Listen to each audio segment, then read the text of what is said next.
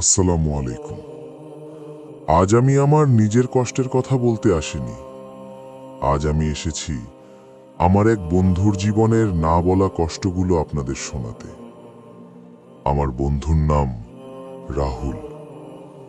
রাহুল কখনো ভাবেনি ভালোবাসা মানুষকে এতটা ভেঙে দিতে পারে।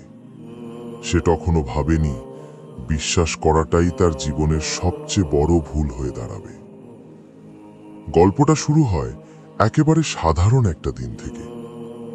রাহুল তখন সত্যপাড়া থেকে গাড়ি চালিয়ে বাজারে যেত।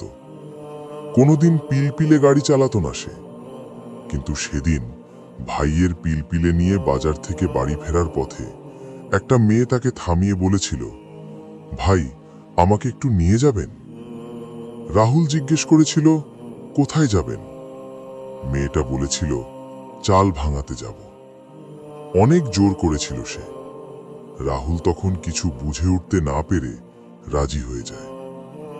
গাড়ি থেকে নামিয়ে দিয়ে রাহুল সোজা বাড়ি চলে আসে।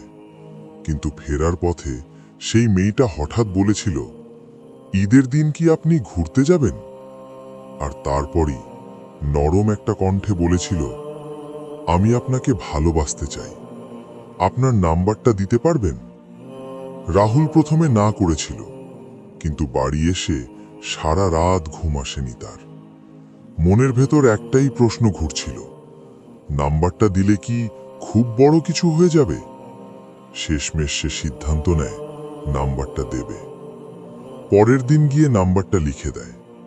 মেয়েটা তখন বোরকা পরা ছিল। রাহুল তার মুখটা ঠিক করে দেখতেই পারেনি। এরপর শুরু হয় ফোনে কথা। দিন যায়, সপ্তাহ যায়, দেখতে দেখতে 5টা মাস কেটে যায়। আর কখন যে রাহুল সেই মেয়েটাকে ভালোবেসে ফেলেছে সে নিজেও বুঝতে পারেনি। একদিন মেয়েটা বলেছিল, তুমি গাড়ি চালানো ছেড়ে দাও, কোনো কাজ করো। রাহুল নিজের সবকিছু বদলে ফেলেছিল তার জন্য। বন্ধুর কাছে গিয়ে কাজ নিয়েছিল, নিজেকে বদলাতে চেয়েছিল, শুধুমাত্র ভালোবাসার জন্য। কিন্তু হঠাৎ একদিন মেয়ের বোনের বিয়ে। 3 দিন একটা ফোনও আসেনি। রাহুলের মন কোথাও বসছিল না। সে জীবনে কখনো ফিলাক খায়নি, কিন্তু সেদিন 1 প্যাকেট ফিলাক খেয়েছিল। পরে মেয়েটা ফোন করে বলেছিল, রাগ করছো নাকি? এতদিন ফোন দিতে পারিনি। রাহুল জিজ্ঞেস করেছিল, তুমি কি কাউকে পেয়ে গেছো? আর তখনই ঘটে যায় ভয়ঙ্কর ঘটনা।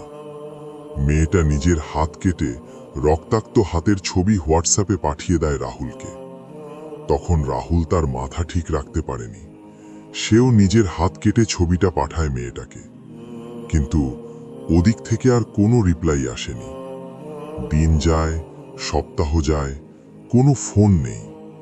হঠাৎ একদিন মেয়ের বাড়ি থেকে ফোন আসে, মেয়েটাকে খুঁজে পাওয়া যাচ্ছে না।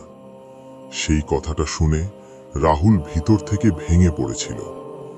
এরপর তার নামে কেস হয়, থানায় ধরে নিয়ে যাওয়া হয়, টাকা দিয়ে মারধর করা হয়। পুলিশ সেই রাতেই তাকে বহুত মারে। আর ঠিক তখনই কয়েক ঘন্টা পর মেয়েটার ফোন। সে বলে, আমাকে মাফ করে দাও, আমি তোমার সাথে টাইম পাস করছিলাম। এই কথাটা শোনার পর রাহুল আর কাঁদেনি, শুধু বলেছিল, ভালো থেকো। ফোন কেটে ঘরের এক কোণে বসে একটা একটা করে তার ছবি, ভিডিও সব ডিলিট করেছিল। চোখ দিয়ে অঝরে পানি পড়ছিল, তবু সে নিজেকে সামলেছিল।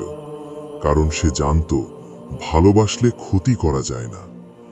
ঈদের দিন, যেদিন প্রথমবার তাকে দেখা হয়েছিল, সেই মায়াবী মুখটাই তার জীবনের সবচেয়ে বড় দুর্বলতা ছিল।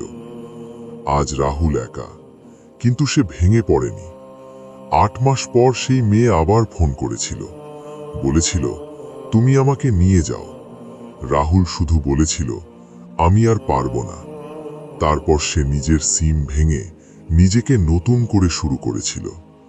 ভালোবাসা যদি কষ্ট দেয়, তাহলে সেটা ভালোবাসা না, ওটা একটা শিক্ষা।